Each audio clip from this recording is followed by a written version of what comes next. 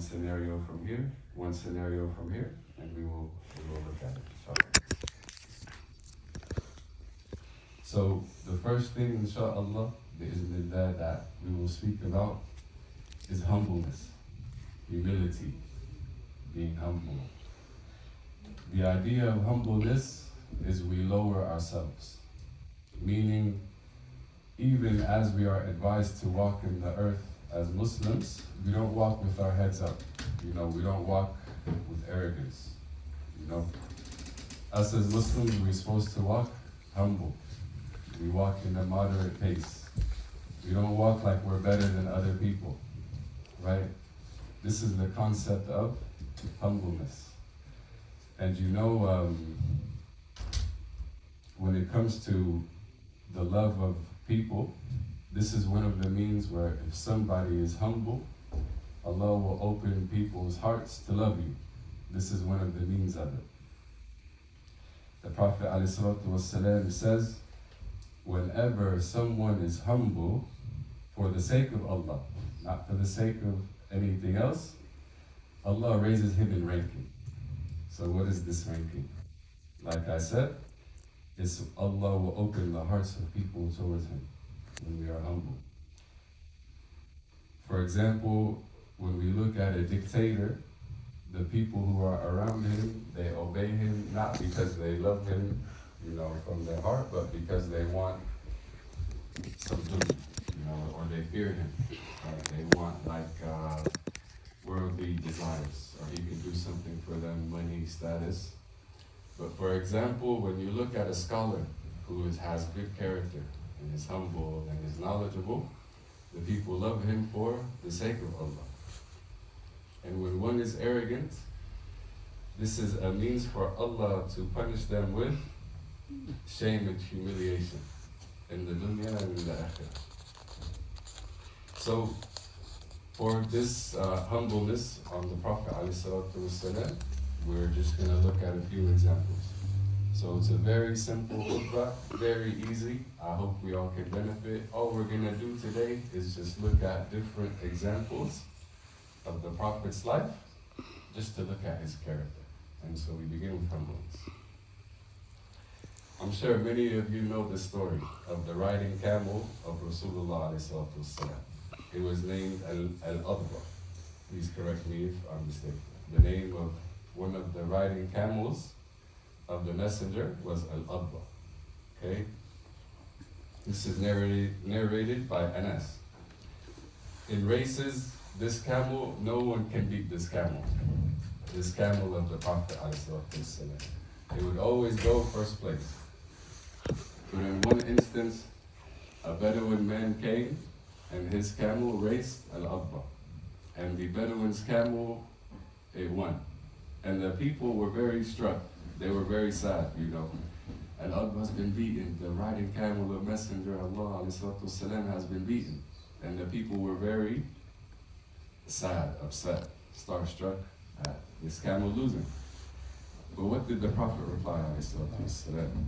He said, verily it's the way of Allah that when he raises something, he lowers it. So he didn't say, he didn't make any excuse, or he didn't say, my camel is better than this camel, or, I'm the messenger of Allah. No, he was very humble, This is just one simple example. Another example, Abu Mas'ud related that one day a man came to speak with and meet with the messenger of Allah. And this man was very nervous. He was looking at the Prophet ﷺ, and he was in shock. And he started shaking. He's very nervous. Yeah? What did the Prophet reply ﷺ? He said, calm down. I'm not a king, I'm not a king. I'm the son of a woman who used to eat al-qadid, which was simple food, which was like dried meat, So, verily he is the best, he's the best of mankind, he's the best of creation. But he said, I'm not a king. I'm the son of a simple woman who used to eat simple food. Yeah? There was also another instance when a man addressed the Prophet ﷺ as the best of mankind. Is the Prophet the best of mankind? He is, right? Of course. He is. Right? He's the best of mankind. What did the Prophet reply? He said, no, that's Ibrahim.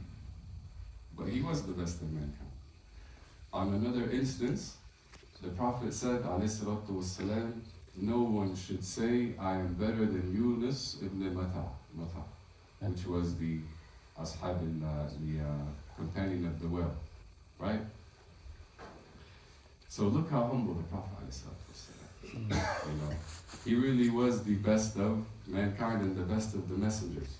But he only said this because of his humbleness. So this is just a few examples of Prophet's humbleness. So now we can look at his forgiveness. So we took one aspect, we're just looking at examples today, very easy today.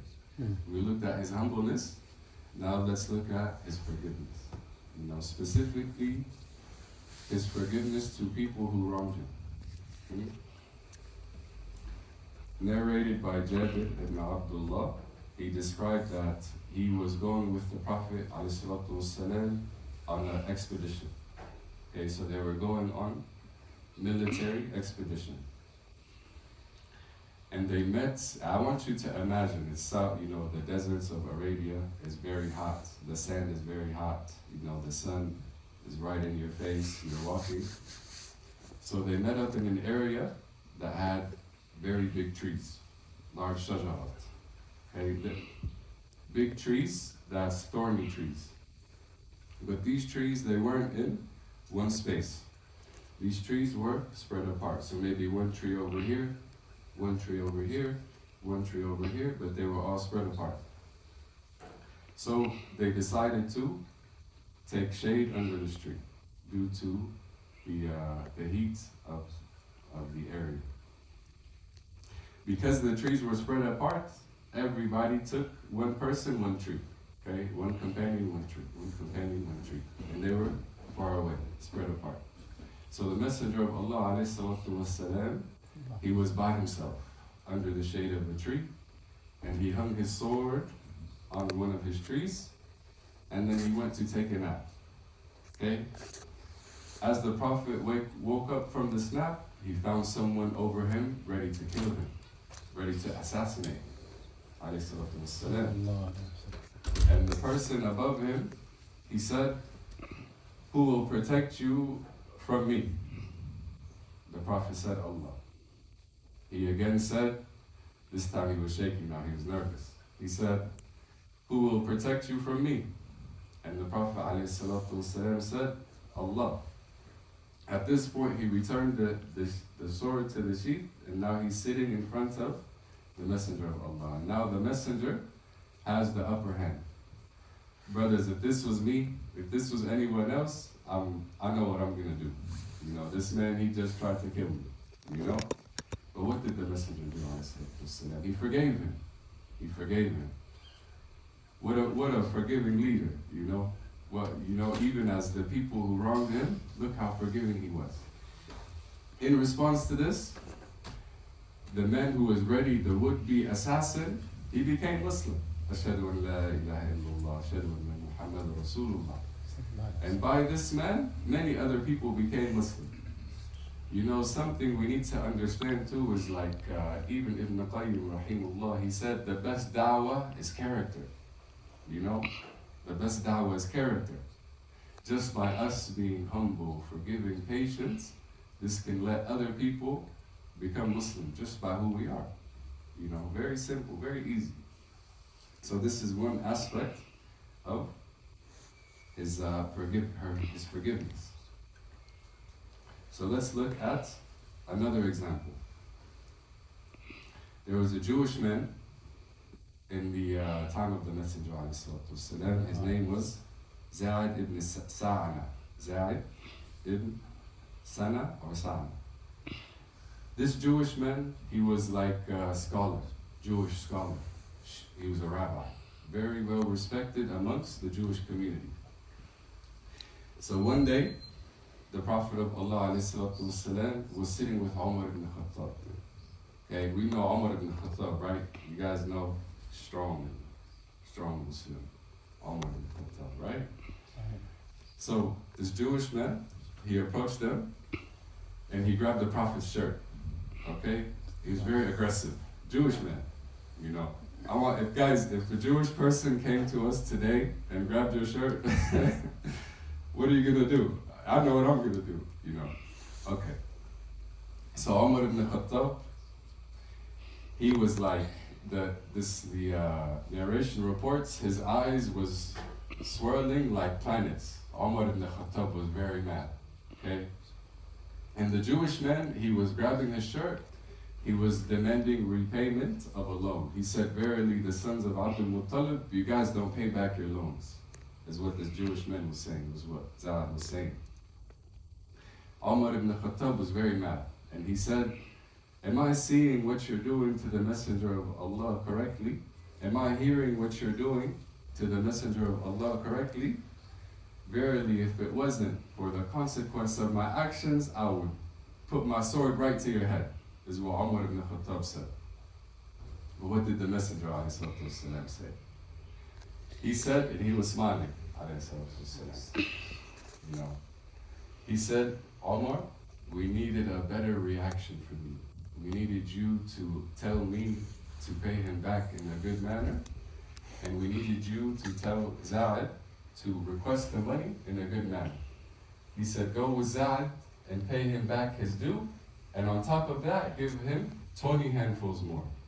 Okay? What was Za'ad's response to this? What was Za'ad's response to this?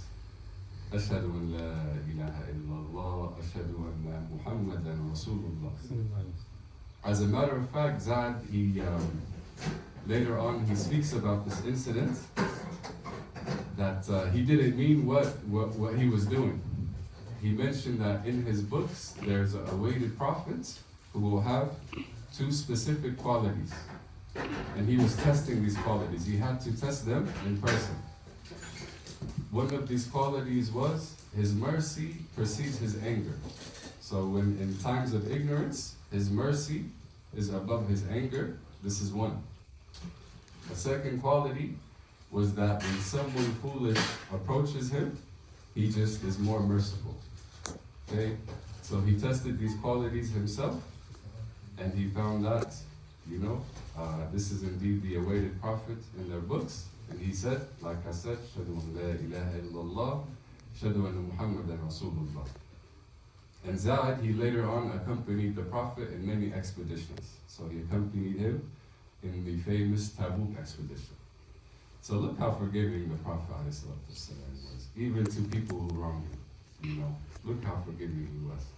And again, through his character, it was Za'ad didn't accept Islam because of anything other than his character. And of course, he's the best of men. Okay, the third example. And everyone knows this example, but I think we can talk about it. It has a good benefit. So Anas bin Malik reports that while he and other companions and the Messenger of Allah were in the masjid, and a man came in and he was urinating in the masjid. Okay? And the companions were very, aggressive with this man, and they were, getting ready to be, they were in panic. But the Messenger ﷺ was perfectly calm. Yeah? And he said, "Wait until he finishes," And it was after he finished that he told the man, he told him, "Urine and filth are not," I want you guys to focus on this very carefully. He said, "Urine and filth are not appropriate for the masjids." And then he said explicitly, now he tells us what the masjid is for. The masjid is for 3 things, he says. These masjids are meant only for, number 1, the remembrance of Allah. The remembrance of Allah. This is what the masjid is for. Number 2, for prayer. And number 3, for recitation of the Quran. This is an explicit statement. Yeah? So explicit means like objective. This is it. This is what the masjid is for. 1, 2, 3. So, we should remember this when we're in the masjid. Are we remembering Allah? Are we reciting Quran? Or are we praying? If we're not doing one of these things, then we're not following the Prophet's word. So if we're in here talking about work, if we're in here talking about, what we ate for breakfast, that's not what we should be doing in here. So, how forgiving was the Prophet ﷺ? That when faced with ignorant people like this, we should learn from this. Nowadays, I'm sure if someone came right now and started urinating, we'd all beat him up. Me included. We'd all beat him up. Yeah, you know what you're doing, right? But we need to learn, as Muslims, our character should be above. Should be above. In our humbleness, in our forgiveness. Now let's look at the Prophet's gentleness, alayhi salatu wassalam. So very easy today, like I said, we're just looking at different scenarios and we try to learn from it and benefit from it. His gentleness. So one time, Abu Umama reports that a young man went to the Prophet ﷺ, and he said, "O Messenger of Allah, let me commit zina." What? Zina? What? "Oh, Prophet of Allah, give me permission to commit zina." And the people, they were telling him, "Be quiet, what are you doing? This is like, what are you doing?" Right? The Prophet reacted differently. Yeah? So the Prophet, he told the young man, to come close. And he said, "Young man, would you look that for your mother?" And he said, "No, O Messenger of Allah, may I be sacrificed for you." And he said, "Nor would people like that for their mothers." He said, "Would you like that for your sister?" He said, "No, O Messenger of Allah, may I be sacrificed for you." He said, "People wouldn't like that for their sisters." "Would you like that for your paternal aunt?" He said, "No, I wouldn't, Messenger of Allah, may I be sacrificed for you." He said, "Nor would people like that for their paternal aunt." "Would you like that for your maternal aunt?" He said, "No, O Messenger of Allah, may I be sacrificed for you." He said, "Nor would people like that for their maternal aunt." So we see how he was forgiving and he was gentle. He wasn't harsh, If someone asked this question to us, I know what our reaction would be. And I'm speaking from, myself. I know what I would say. I would be very, I would be very harsh. But we learn from this, even in questions that are ignorant, we need to be gentle, After this, he grabbed the young man close, and he put his hand on the young man, and he said, "Oh Allah, forgive his sins, and purify his heart, and protect his private area." So these are just a couple examples, one example of his gentleness. Now let's look at his quality of zuhd, his detachment from dunya. Yeah. So Umar ibn Khattab, in one instance of the Prophet's life, Umar ibn Khattab and Hamza ibn Abdul Muttalib became Muslim. And so when they were strong people, the Muslims, they became emboldened. They weren't really secretive anymore, and they were starting to outwardly become Muslim. Okay? So the people of Quraysh, they decided to switch up their tactics. They decided to do things a little bit differently. So they got Utbah to go speak with the Prophet of Allah. And Utbah, as he was speaking to him, he said, "If you want wealth, we'll give you wealth. Yeah? If you want money, we'll give you money. If you want honor, we'll make you our leader, and we won't make any decision until we go to you first." He said, "If you want a kingdom, we'll make you our king." Throughout Utbah's talk, the Prophet remained patient. Yeah, and he finished until Utbah was done speaking. Yeah? And as Utbah stopped talking, the Prophet, he said, "Are you done, Abdul Walid?" And Utbah replied, "Yes." And then the Prophet said, "Now you listen to me." And he recited Quran.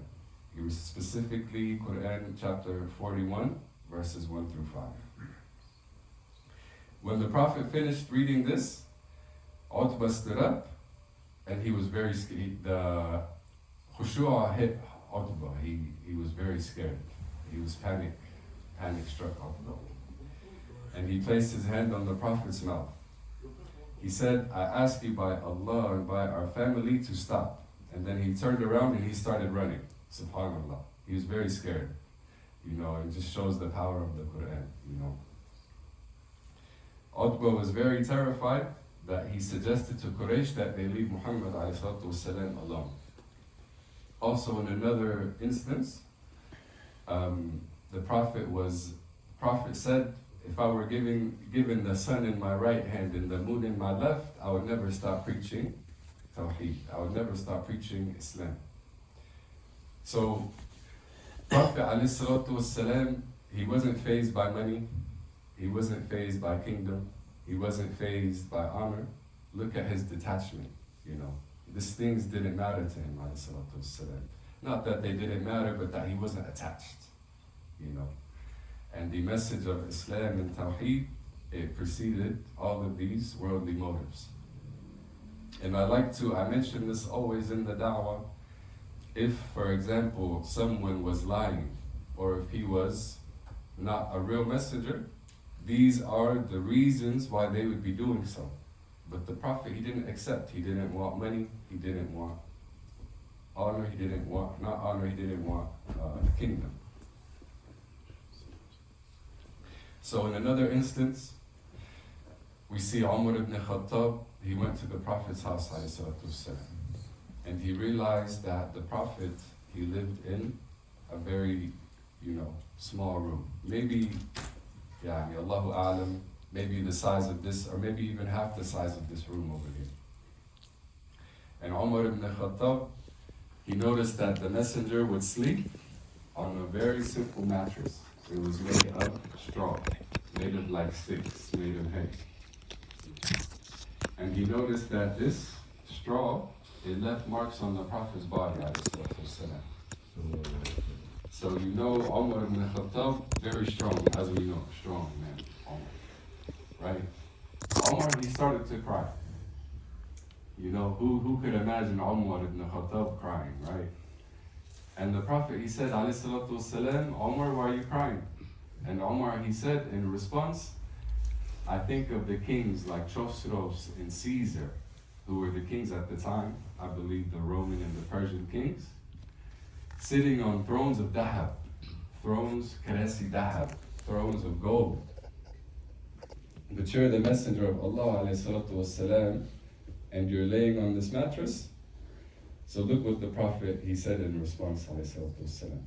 He said, "Umar, are you not happy that they have dunya and we have akhirah?"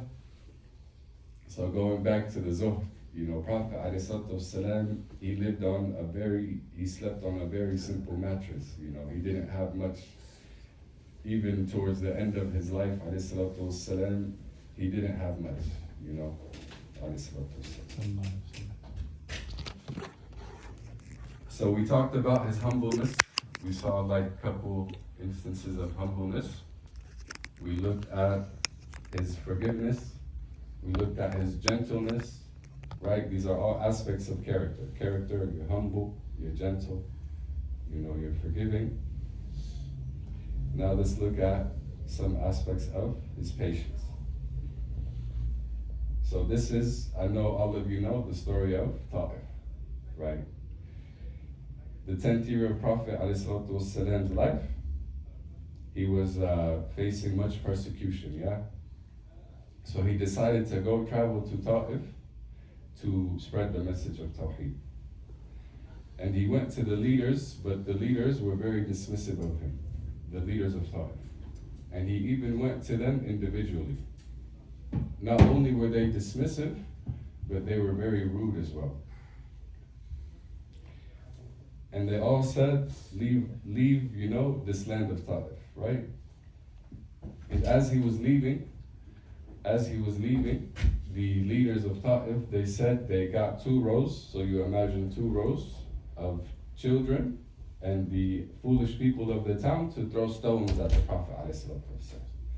And Prophet was with his servant at the time, Za'ad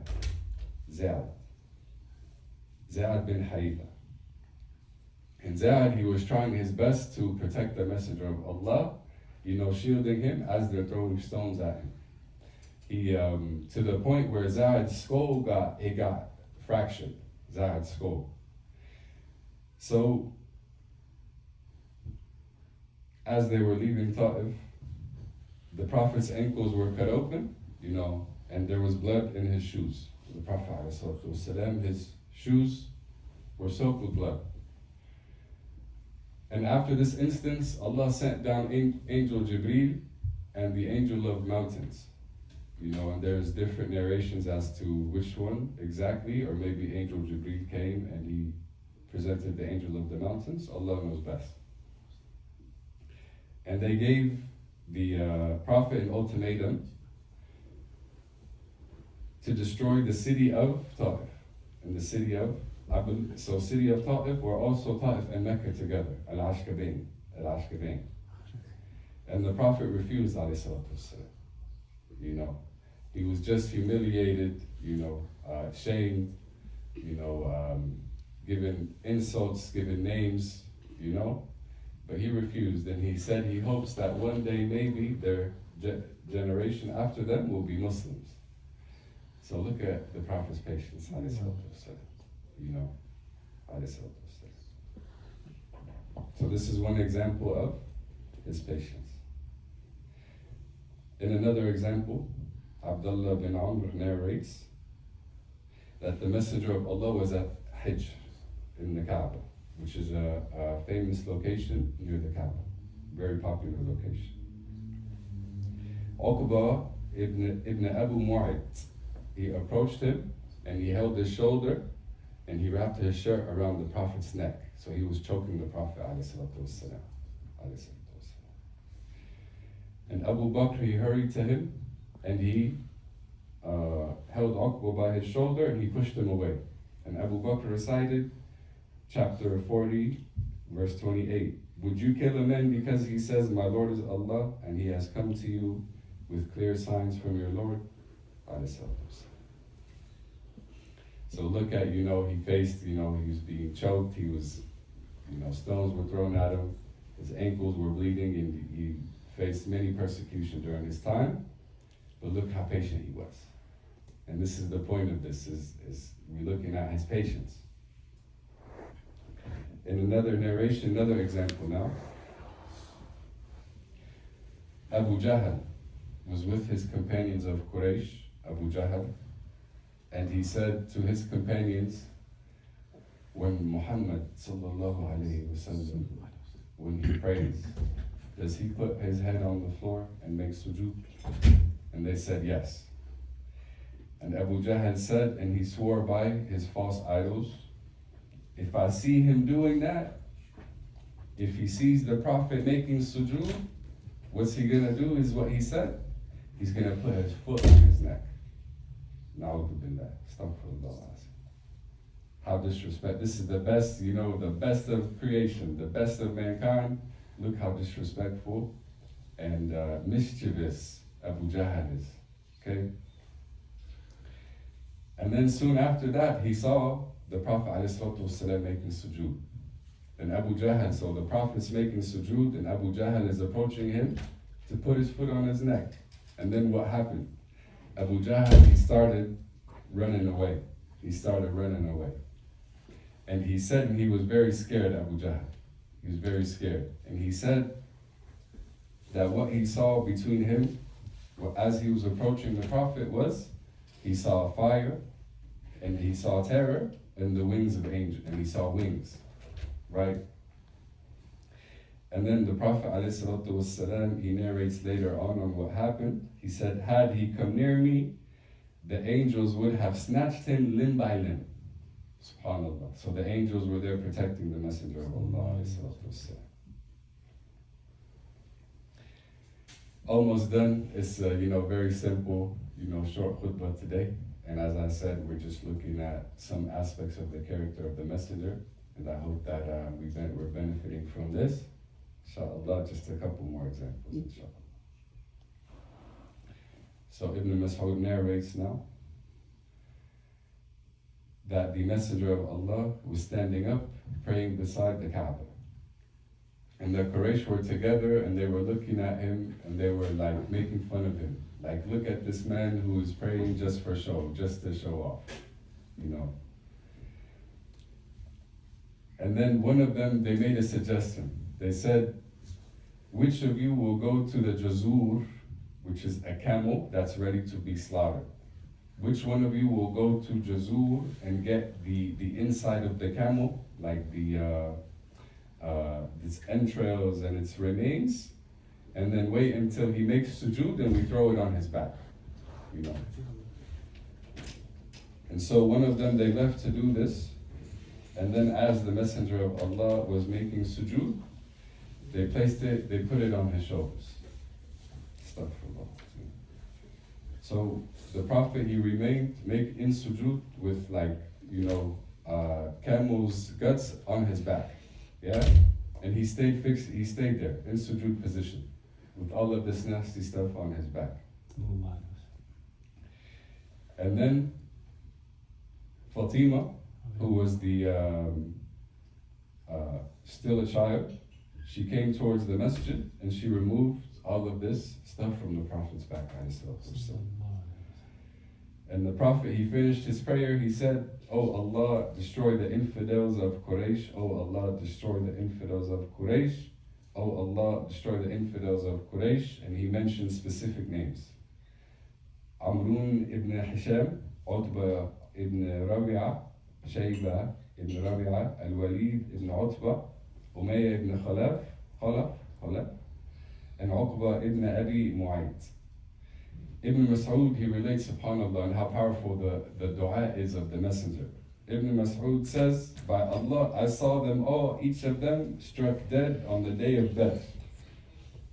So, and the Messenger replied to this, he said, the people of Al-Qalib have been followed by a curse. So maybe referring to his supplication. So, these are just some examples of the beautiful character of the Messenger of Allah ﷺ.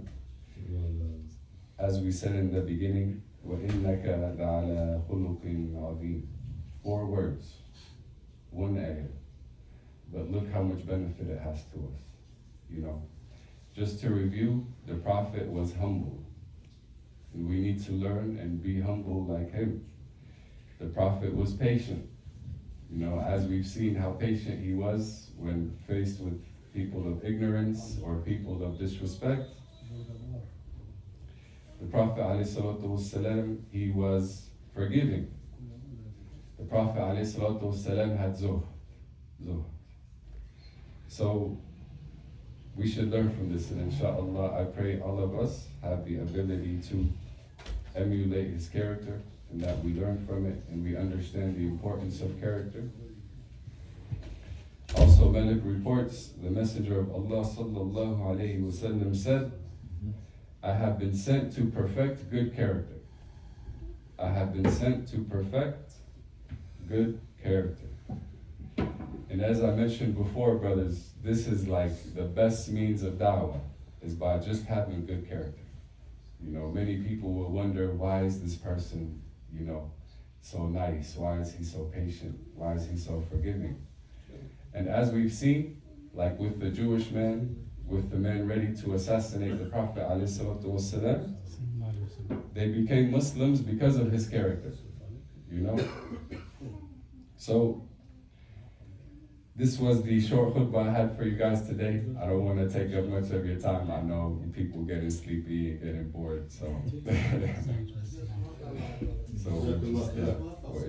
we'll just close with us.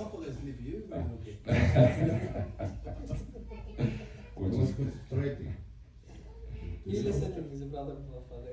He doesn't have to.